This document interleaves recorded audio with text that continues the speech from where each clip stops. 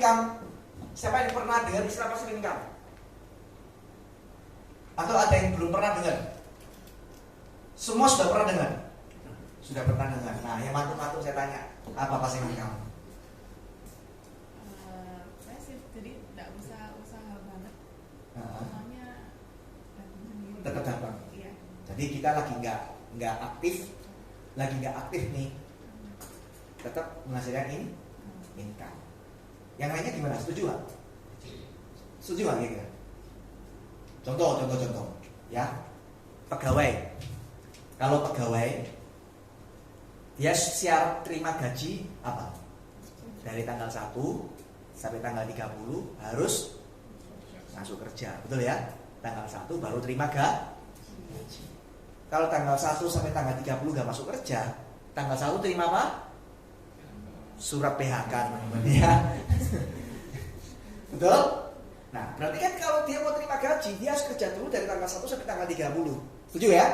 Oke, berarti pegawai ini disebut active income. Dokter gigi, ya, dokter gigi.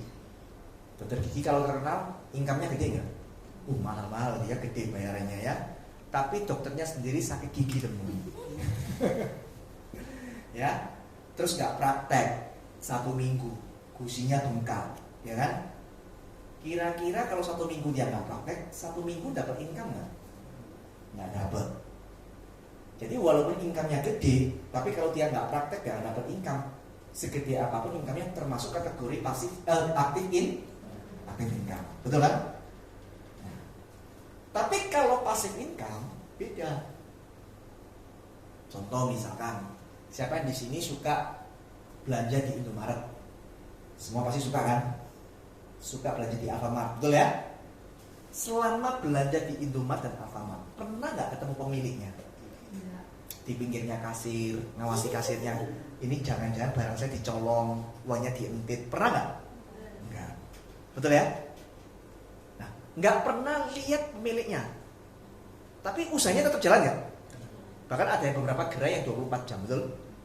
24 jam terus menghasilkan omset buat pemiliknya, betul? Mungkin pemiliknya selagi tidur. Jam 2 pagi pemiliknya lagi tidur. Tapi tokonya masih melayani pelanggan. Ada yang beli kopi, ada yang beli supermie, betul ya? Tetap dapat income, betul kan? Nah, itu namanya passive income. Itu pemilik Indomaret, ya.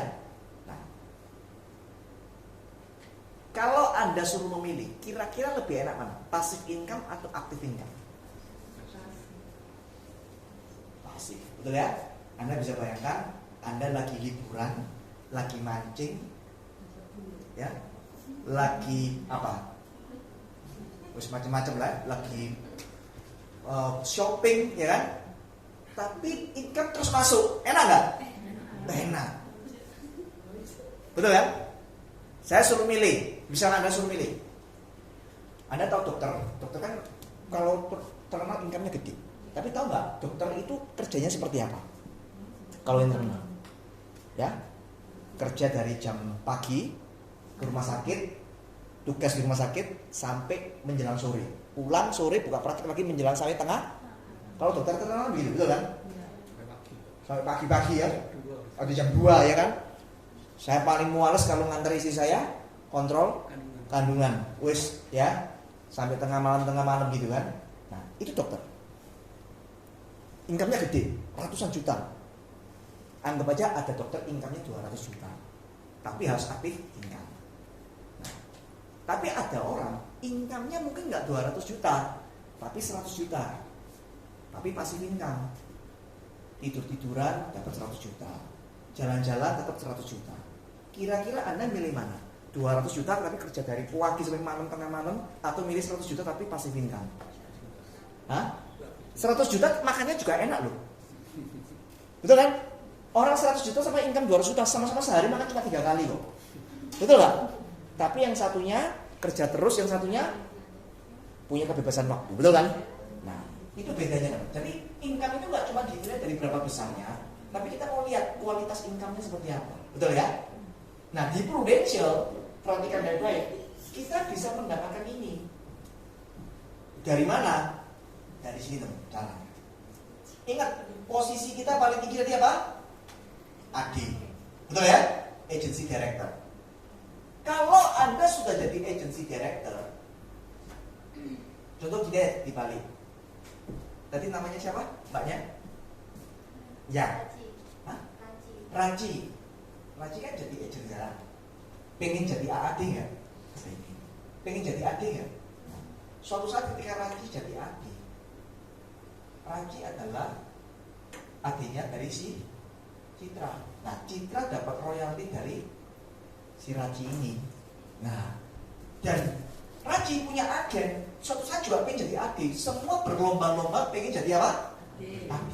Semakin banyak AD, maka income Anda sifatnya akan semakin pasif. Paham ya? Kenapa? Karena yang namanya AD itu relatif sudah lebih pintar, lebih mandiri dibanding seorang agen. Betul nggak? Artinya apa? Anda tidak perlu banyak investasi waktu ke mereka. Anda mungkin tidak perlu mensupervisi mereka seperti ketika mereka masih jadi agen.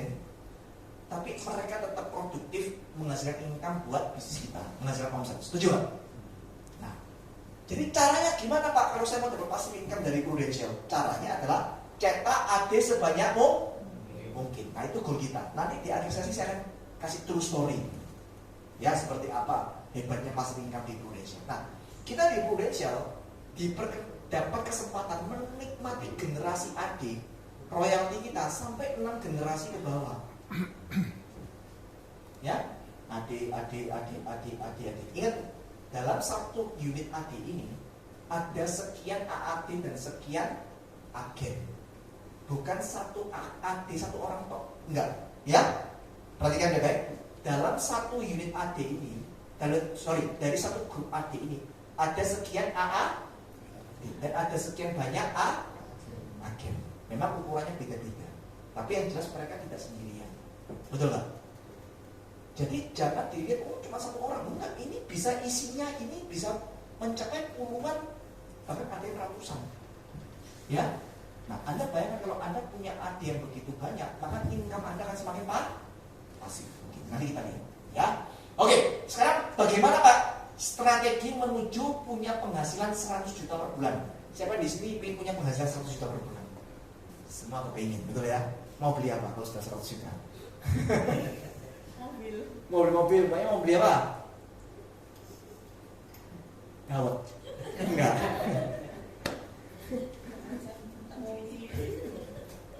Mau beli apa kira-kira? Enggak apa, nggak usah sungkan-sungkan. Kayaknya kalau tidak 100 juta akan ketawa 24 jam gitu ya. Setiap bulan. Mau nggak kira-kira semuanya? Mau. Ya. Memungkinkan nggak dari bisnis kita dapat 100 juta per bulan? Oh, sangat memungkinkan. Nah, tapi harus ada strateginya. Artinya begini teman.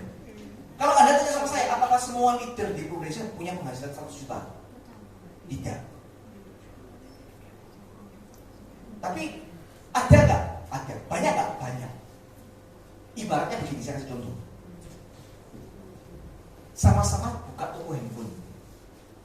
Sama-sama di Plaza Marina buka toko handphone. Apakah omsetnya sama?